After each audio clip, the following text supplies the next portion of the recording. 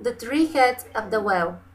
Long before Arthur and the Knights of the Round Table, there reigned in the eastern parts of England a king who kept his court at Gloucester. In the midst of all his glory, his queen died, leaving behind her an only daughter, about 15 years of age, who, for her beauty and kindness, was the wonder of all that knew her. But the king, hearing of a lady who had likewise an only daughter, had a mind to marry her to the sake of her riches, though she was old, ugly, hooked-nosed, and hump-backed. Her daughter was a yellow dowdy, full of envy and ill-natured, and, in short, was much of the same mount of her mother. But in a few weeks the king, attended by the nobility and the gentry, brought his deformed bride to the palace, where the marriage rites were performed. She had not been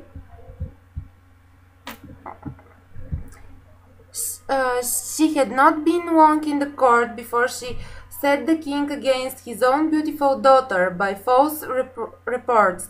The young princess, having lost her father's love, grew weary of the court, and one day, meeting with her father in the garden, she begged him with tears in her eyes to let her go and seek her fortune, to which the king consented and ordered her stepmother to give her what she pleased. She went to the queen, who gave her a knave bag of brown bread and hard cheese with a bottle of beer. Though this was but a pitiful dowry for a king's daughter, she took it with thanks and proceeded on her journey, passing through groves, woods, and valleys, till at length she saw an old man singing on a stone at the mouth of a cave, who said, "Good morning, fair maiden. Whither away so far?" "Aged father," says she, "I am going to seek my fortune. What have you got in your bag and bottle?" "In my bag I have got bread and cheese, and in my bottle good small beer. Would you like to have some?" "Yes," said he, "with all my heart." With that the lady pulled out the previous and bade him eat and welcome. He did so and gave her many thanks, and said, "There is a thick thorny hedge before you, which you cannot get through, but take this wand in your hand, strike it 3 times, and say, 'Pray, hedge, let me come through,' and it will open immediately. Then a little further you will find a well. Sit down on the brink of it, and there will come up 3 golden heads, which will speak, and whatever they require, that do." Promise you, she took her leave of him. Coming to the hedge and using the old man's wand, it divided and let her through. Then, coming to the well, she had no sooner sat down than a golden head came up singing, "Wash me and comb me, and lay me down softly, and lay me on a bank to dry, that I may look pretty when somebody passes by." "Yes," she said, and taking it in her lap, combed it with a silver comb, and then placed it upon a pompous bank.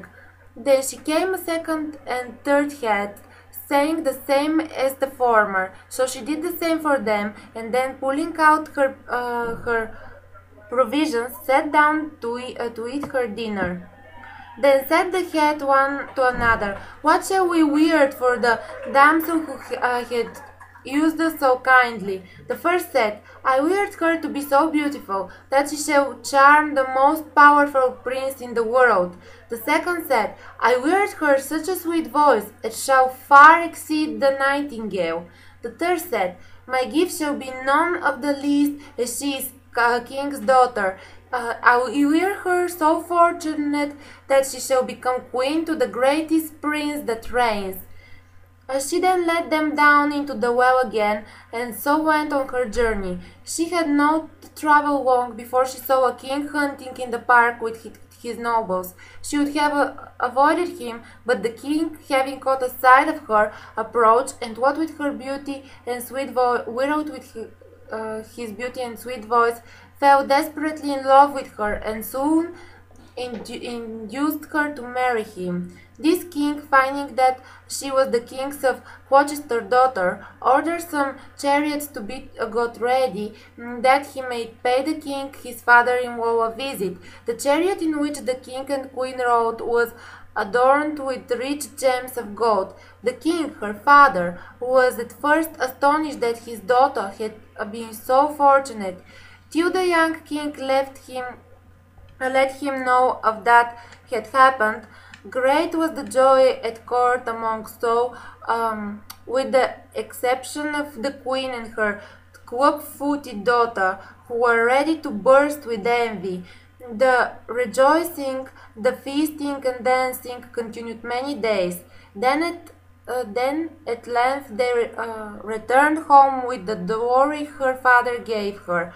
The hump-backed princess, perceiving that her sister had been so lucky in seeking her fortune, wanted to do the same. So she told her mother, and all preparations were made, and she was furnished with rich dresses, and with sugar, almonds, and sweetmeats in great quantities, and a large bottle of Malagasak. With this she went to the same road as her sister, and coming near the cave, the old man said, "Young woman, whither so fast?" "What's that to you?" she said. Then he said, "What have you in your bag and bottle?" She answered, "A good thing which you shall not be troubled with." "Won't you give me some?" He said. "No, not a bit, not a drop, unless it would choke you." The old man frowned, saying, "Evil fortune attend you." Going on, she came to the hedge, through which she espied a gap, and threw to pass through it. But the hedge closed, and the thorns ran into her flesh, so that it was with great difficulty that she got through. Being now all over blood, she searched for water to wash herself, and looking round she saw the well. She sat down on the brink of it, and one of the heads came up, saying, "Wash me, Combi, and let me down softly," as before, but she banged it with her bottle, saying, "Take that for your washing." So the second and the third heads came up, and met with no better treatment than the first. Whereupon the heads consulted among themselves what evil to plague her with for such usage. The first said, "Let her be so struck with leprosy in her face." The second, "Let her voice be as harsh as a corncrake's." The third said, "Let her have no husband but a poor country clobber." Well, on she went till she came to a town, and it being market day, the people looked at her, and seeing such an ugly face, and hearing such a squeaky voice, all fled but a poor country clobber.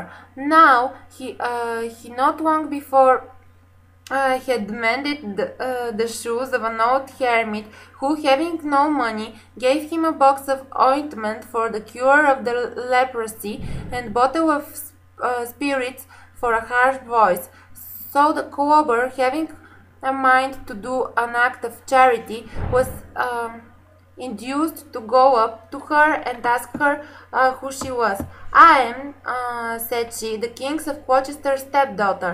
"Well," said the clobber, "if I restore you to your natural complex and make a sound cure both in face and voice, will you in reward take me for a husband?" "Yes, friend," replied she, "with all my heart."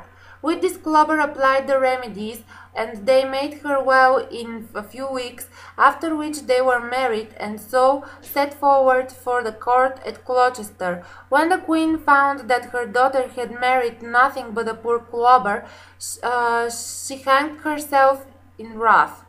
The death of the queen so pleased the king, who was glad to get rid of her so soon, that he gave the clobber £100 to quit the court with his lady and take to a remote part of the kingdom, where he lived many years, mending shoes, his wife spending the threat of him.